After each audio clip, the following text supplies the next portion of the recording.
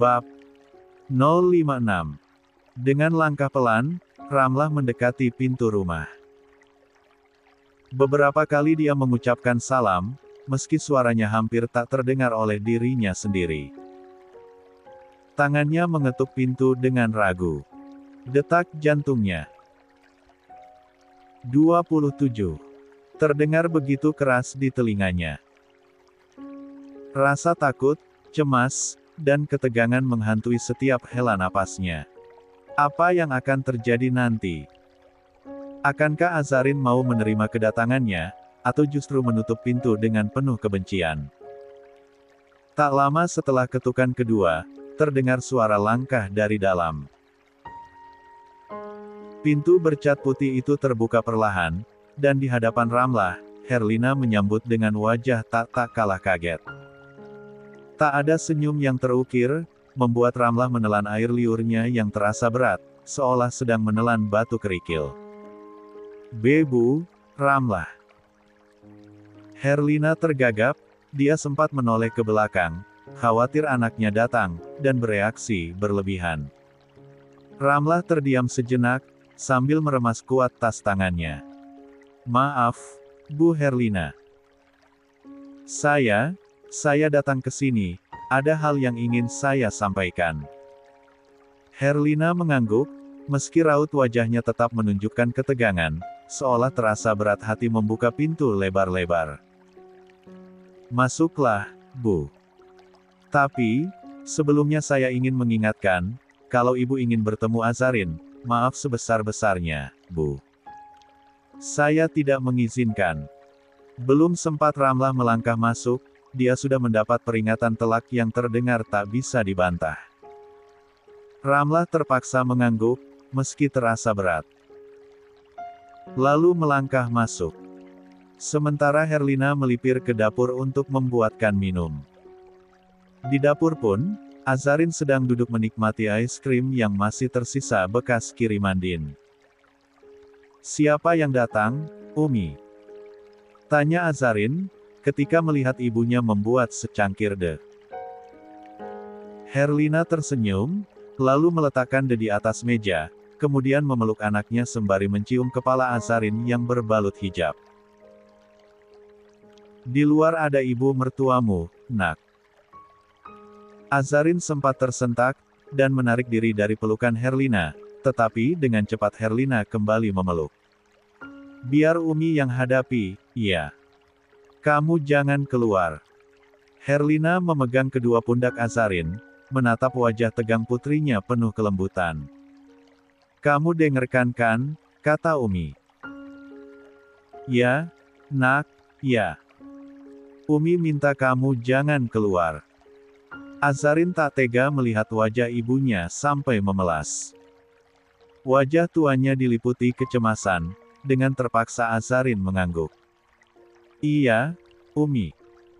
Herlina mengecup pipi Azarin sekilas, lalu mengusap wajah itu beberapa kali. Setelahnya dia beranjak keluar membawa nampan teh. Kepergian sang ibu tak membuat Azarin diam saja. Dia penasaran dengan tujuan ibu mertuanya yang datang, setelah 2 hari yang lalu dia memilih tak menerima teleponnya. Dengan langkah mengendap-endap, Azarin memilih berdiri di samping lemari hias yang berada di antara pintu ruang tengah dan ruang tamu. "Silakan diminum, Bu." Herlina meletakkan gelas di depan Ramlah, dan wanita itu mengangguk sambil mengucapkan terima kasih. Herlina duduk dengan jarak yang agak jauh, nampan diletakkan di pangkuannya. Dia pun sengaja menunggu Ramlah mengatakan tujuannya, tanpa bertanya. "Saya turut berduka atas meninggalnya Pak Adam, Bu. Maaf karena saya tidak hadir waktu itu," ucap Ramlah membelah keheningannya yang terjadi. Herlina menggeleng. "Tidak apa-apa, Bu. Saya memahami jarak kami yang sangat jauh." Kata-kata Herlina yang menyiratkan hal lain, tentu langsung dipahami Ramlah. "Maaf sekali lagi," ucap Ramlah mengusir kecanggungan, dan Herlina mengangguk tanpa berkata sepatah. 28. Kata. Melihat lawan bicaranya tampak dingin dan tak tergerak, Ramlah merasakan gelombang kecanggungan menjalari dirinya. Tangannya gemetar saat meraih cangkir di hadapannya. Dia mencoba mengalihkan perhatian dengan menyeruput cairan hangat itu, tetapi pikirannya terlalu kalut. Matanya bergerak gelisah, menatap sekeliling ruangan seolah mencari penyelamat.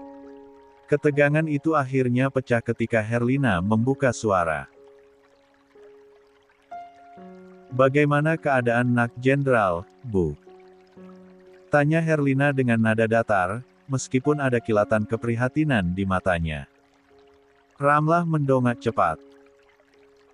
Seperti mendapat celah untuk meluapkan beban di dadanya, dia buru-buru meletakkan cangkir de. Namun, sebelum kata-kata keluar, air matanya terlebih dulu mengalir, jatuh tanpa jeda. "Anakku kritis, Bu," ucapnya parau, suaranya hampir tercekik. "Luka panah di kakinya, terlalu parah. Dokter bilang, kakinya harus diamputasi." Pernyataan itu menggantung di udara, mengguncang keheningan di antara mereka. Wajah Herlina menegang, namun kilau iba tak sepenuhnya lenyap dari sorot matanya. "Tolong saya, Bu." Ramlah mendekatkan kedua tangannya di depan dada, memohon dengan air mata yang semakin deras. "Tolong pertemukan saya dengan Azarin. Hanya dia yang bisa menyelamatkan anakku." Herlina memandang wanita di depannya dengan datar seperti sedang memasang pagar tinggi agar tidak goyah. Namun, meski begitu sorot matanya menunjukkan keprihatinan. Dia menarik napas panjang, mencoba meredam gejolak yang berputar di dadanya. "Maaf, Bu Ramlah," jawab Herlina akhirnya, suaranya datar, tersirat ketegasan. "Saya tidak bisa menginginkan anakku bertemu ibu atau siapapun yang menyangkut anak ibu. Anakku sudah cukup menderita karena perlakuan kalian. Saya tak bisa membiarkan dia terluka lagi." Herlina memalingkan wajah, menatap keluar pintu tamu yang terbuka lebar, seolah mencari kekuatan untuk tidak goyah. Baginya, tangisan Ramlah adalah ujian yang berat, tetapi tak cukup untuk memadamkan tekadnya. "Jika ada yang ibu butuhkan, katakan saja pada saya," lanjutnya pelan, namun penuh penekanan. "Tapi jangan pernah meminta saya menyerahkan anak saya untuk disakiti lagi. Itu hal yang tak bisa saya lakukan." Hening kembali memenuhi ruangan, menyisakan isak tertahan Ramlah yang kini tampak kehilangan harapan. Di balik di dinding ruang tamu, Azarin yang mendengar semuanya sejak tadi. Matanya terpejam merasakan dadanya berdenyut sakit. Kata-kata amputasi terngiang di kepalanya. Ada saja godaan di tengah proses perceraiannya. "Saya mohon, Bu." Ramlah kembali memohon. Tubuhnya ambruk di lantai bersimpuh, membuat Herlina terlonjak kaget, hingga dia bangkit dari tempatnya duduk. "Saya mohon, Bu. Jangan begini." Suara Herlina terdengar tegas. Tatapannya tak lagi iba melainkan kemarahan. "Ibu memohon seperti ini sebagai seorang ibu. Dan saya berhak menolak sebagaimana saya juga seorang ibu yang melihat anaknya hancur." Azarin meneteskan air mata, sambil menggigit bibirnya kuat-kuat. Dia tahan mendengar suara gemetar sang ibu yang membelanya dengan tegar. Mengapa bisa dia mengenal orang tak berhati seperti mereka, bahkan rela menjilat setelah menyakitinya tanpa ampun? "Kalian sudah mengambil putri sulungku. Dia seorang dokter sebagaimana yang ibu inginkan," tegas Herlina. "Dulu kalian hinakan putriku hanya karena putriku bukan dari kalangan kesehatan. Dia hanya lulusan 29. Guru, yang mungkin dari segi penghasilan tak bisa dibandingkan dengan anak sulungku. Sekarang nikmatilah keinginan kalian. Minta Alea untuk mengurus anak ibu sebagaimana dia memilih pria itu. Bu, saya mohon. Tidak. Silakan keluar dari rumah saya. Jangan membuat keributan di sini. Dengan tegas tangan Herlina menunjuk pintu. Namun, Ramlah masih tergugup pilu di lantai. Anakku dizalimi sama anak ibu. Selama 3 tahun dia tidak menganggap keberadaan anakku, lalu dia meniduri anak sulungku sampai hamil. Jika sekarang dia terluka, seharusnya dari sini pun ibu paham, beda istri beda rezeki, beda keadaan. Suara Herlina memelan di akhir kalimat, tetapi masih terdengar tegas. Kata-kata Herlina menamparkan habis-habisan harga dirinya yang telah rela dia lucuti demi kesembuhan anaknya. Dengan tubuh lemas, Ramlah bangkit, lalu mengambil tasnya di sofa. Diusap kasar lelehan air matanya, sambil menatap penuh kekecewaan pada wanita yang sempat diharapkan bisa menjadi penengah, justru menjadi penghalang paling besar. Terima kasih atas kata-katanya. Suatu saat ibu akan merasakan apa yang saya alami saat ini. Pelan, dan terdengar serak, tetapi kata-kata itu bagai belati paling tajam. Wallahi, Bu. Apa yang ditabur itu yang akan dituai, balas Herlina dengan nada dingin. Dia menatap kepergian besannya dengan tanpa ekspresi hingga menghilang. Pintu pun langsung ditutup rapat, lalu bergegas masuk untuk menemui putrinya. Namun, baru beberapa langkah dia dikekutkan dengan keberadaan Azarin yang berdiri kaku, berlinang air mata. Dia tahu anaknya sudah mendengar tanpa dia menjelaskan lagi. Gegas dia memeluk tubuh Azarin, dan menangis bersama. Umi makasih ya. Ucap Azarin tergugu. Makasih udah membela Asa. Pasti, nak. Umi tidak akan pernah membiarkan siapapun menyakitimu lagi. Herlina mengusap-usap punggung Azarin yang bergetar hebat tanpa berkata sepatah kata. Setelah merasa puas, Azarin melepaskan pelukannya, menatap dengan mata masih berkaca-kaca. Aku gak jahat, kan, Umi? Aku gak jahat, kan karena tidak membantu mereka. Herlina menggeleng sambil menyeka jejak air mata di wajah Azarin. Tidak, nak. Keputusanmu sudah benar. Bukan karena kejahatan harus dibalas kejahatan pula. Tapi, ada kalanya kita tidak terlibat lagi dengan orang yang telah melukai kita. Herlina tersenyum sendu. Azarin mengangguk lalu memeluk lagi sang ibu dengan erat. Kak, beberapa hari telah berlalu, masalah yang datang silih berganti menguji setiap langkah Azarin. Namun, keputusannya untuk tetap bercerai, tak runtuh. Dia teringat beberapa hari yang lalu sejak kepulangan ibu mertuanya di rumahnya, Alea pernah sekali mengajaknya bertemu, tetapi Herlina melarang dengan berbagai alasan. Sayang, ayo. Suara Herlina menggema dari lantai 1, hingga ke lantai 2.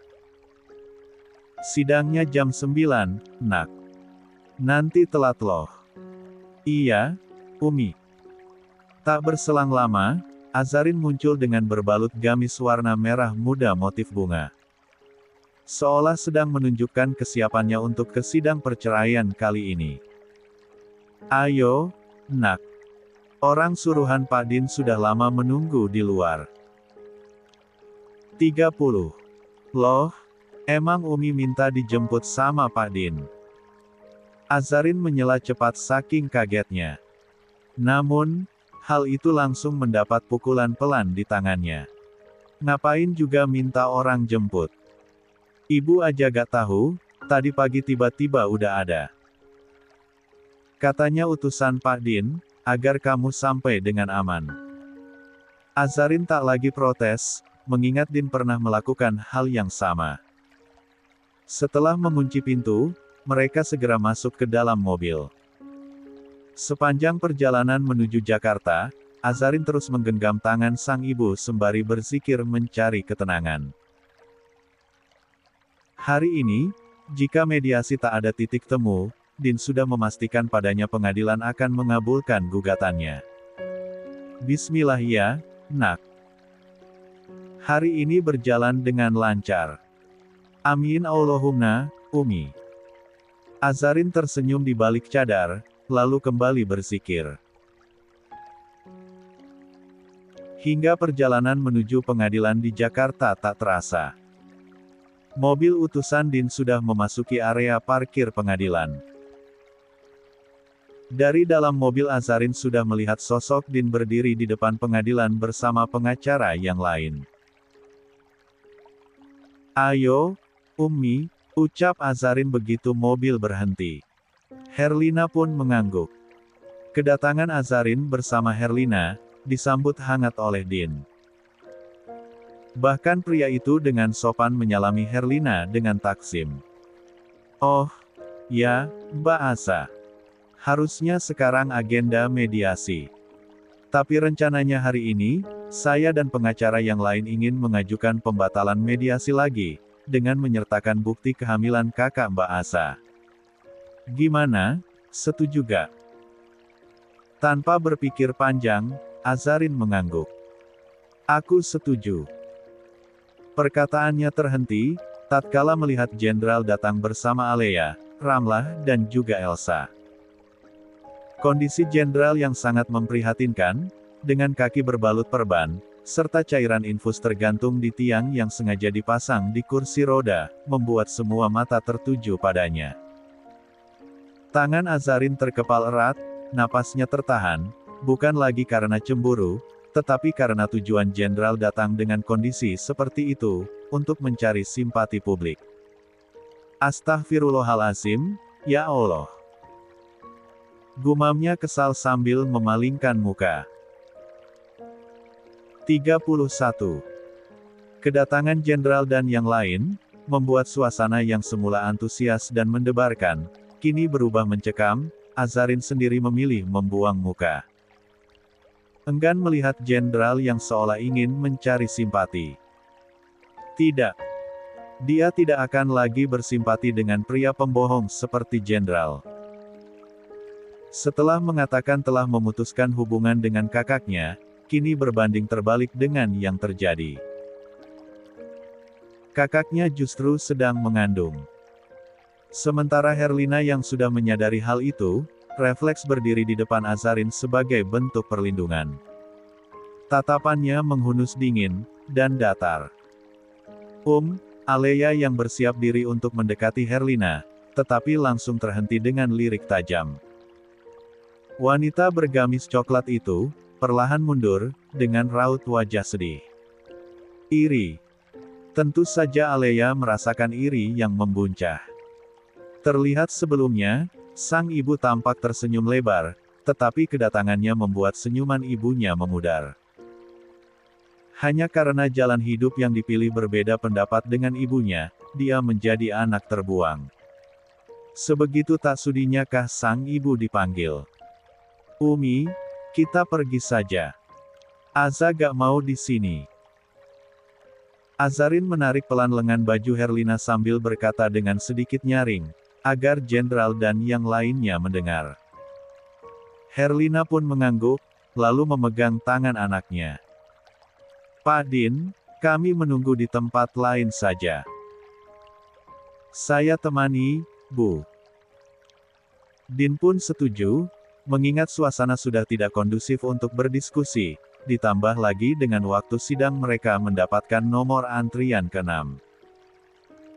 Din pun meminta dengan tangan terbuka pada Azarin untuk lebih dulu jalan bersama Herlina. Namun, secara tiba-tiba jenderal membuka suara. Kenapa harus pergi? Suara jenderal terdengar serak, dan berat. Sampai sekarang kita masih berstatus suami istri loh, Za. Azarin tidak menjawab, bahkan tidak sedikit pun menoleh. Dia tak ingin menambah dosa dengan mengeluarkan kata kasar. Aza, Jenderal kembali memanggil, meski tubuh Azarin telah ditutupi tubuh Kekardin serta para pengacara yang lain. Beberapa pengunjung yang sedang mengantre untuk masuk ke ruang sidang pun, ikut menoleh, menatap heran sekaligus kasihan pada jenderal. Meskipun kondisi kaki jenderal belum diamputasi, tetapi lilitan perban yang tebal membuat siapapun menjadi ngilu. Berbeda ketika mereka memandang Azarin yang terlihat sinis, dan menilai seolah Azarin wanita tak berhati. Bukan lagi hal aneh, pada dasarnya kebanyakan orang langsung menilai hanya dengan melihat saja.